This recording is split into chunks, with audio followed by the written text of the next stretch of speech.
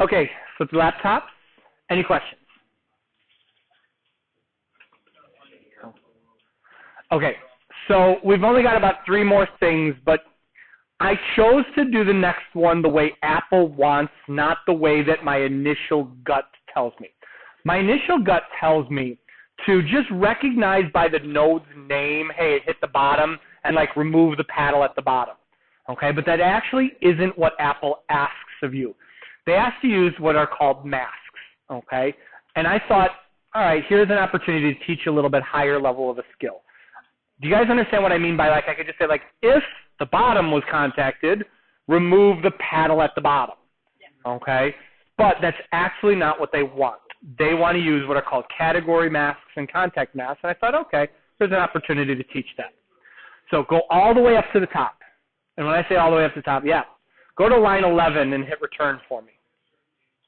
All right, so do let ball category space equals, or sorry, no, not space. Do colon, capital U, capital I, lowercase nt, 32. And then do space equals 0, x1, left arrow, so space, left arrow, space 0. And then hit return for me. All right. So long story as short as I can. You guys know what a bit is in computer science? That it's the smallest segment in all of computer science. It's a binary digit is what bit stands for. Okay? Take binary, digit, put them together, you get a bit. A binary digit can either be on or off. A 1 stored in there or a 0 stored in there. That's it.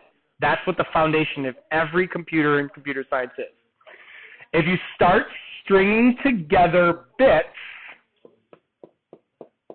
and you put 8 of them together, you get what's called a byte. All right? So the idea here is they want you to assign contacts and categories bitwise. And so what we're saying here is our ball category is an unsigned integer of 32 bits. Okay? Make everything 0 with a 1 at the end, and then shift it over 0 locations.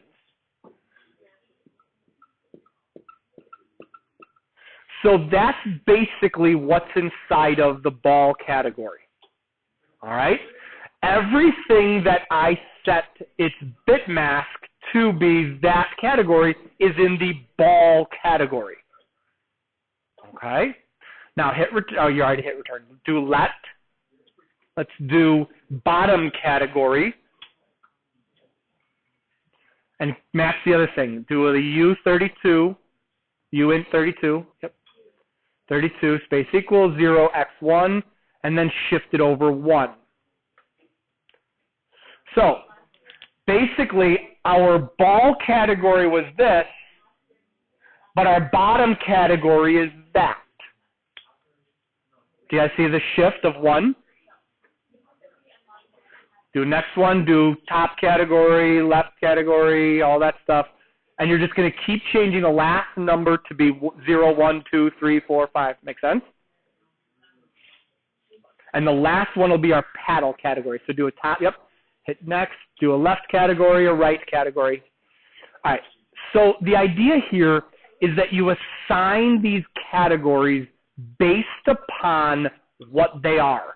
So imagine that you have a fighting game in which you're moving around and you've got enemies and arrows being shot, hit at you, and swords. A sword category would be defined as something different as like an arrow category, because maybe the sword only hits 1 like damage point, where an arrow hits 2 damage points. Does this kind of make sense? And it's how Xcode keeps track of all the different things that could happen. You put categories together, you put collisions together. Hey, this type of collision bitwise should be the same as this type of a collision, but it's different from this type of a collision. Kind of makes sense. I'm really trying to oversimplify it to a place where you can grasp it, but still understand the idea here. All of those things can be set in the sprite kit scene. Go to gamescene.sks. Click on just any of them, open up the utility pane.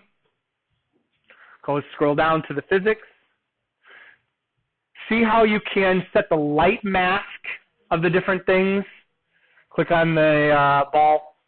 Go down here. See how you can set the category mask, the collision mask, the field mask, the contact mask. I chose not to do it here because I think it makes actually, can we stop talking while I talk, please? It actually makes more sense to do it through code than here at first while you're really understanding it. Because this right here, what number do you guys see here? No, it's actually the number 2. Because each bit represents a power of 2. This represents 0. This represents the first power. 2 to the first power is 2. See, that's where I think that starts getting a little bit confusing of why the numbers are. I think it actually makes more sense in the bit. Go back to our code. Create me a bunch of zeros with a 1 and shift it over nowhere. Shift this guy over 1. Shift his category over 1. Shift his category. The 1 keeps shifting over. Make sense? That's where I need you. Don't worry about what I was saying here. Okay? All right, so now scroll down to the did move, all the way at the bottom of did move. We've got to assign things from categories. Hit return for me. All right, what I want you to do is top paddle.physicsbody.category mask equals paddle category. Category mask, category bit mask, sorry. Space equals paddle category. Perfect. And do that for each of the things, the ball, the paddles. So as he's typing that, do you have any questions about this idea of categorizing each thing by its bit-wise mask?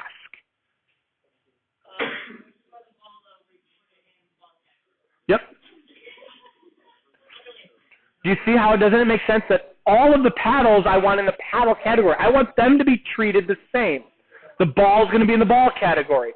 The walls could be in a wall category if I wanted to. Okay? Yeah. What would you do if you had more than 8 categories? You start turning on other bits. You can also turn on these 2 bits. Okay? And so now you've got, I don't know if it's like 256 or 312, and there's some real creative ways that you can do. You can start categorizing things. And you can put things into different categories. You can put, hey, this is in this category, and it's also in this category. So that it kind of makes sense. This is where the big bucks get spent. This is where someone that knows what they're doing can do this. And someone that doesn't know what they're doing can't, and hires that person because they know what they're doing. Does that make sense?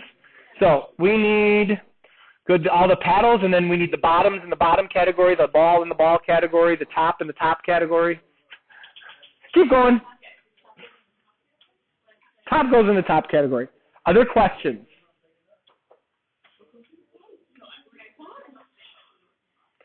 All right.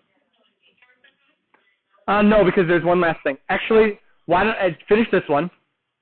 I'm going to have you jump ahead. Hit return twice for me. Because I know we're missing a couple more, but here's the last one. The ball.physicsbody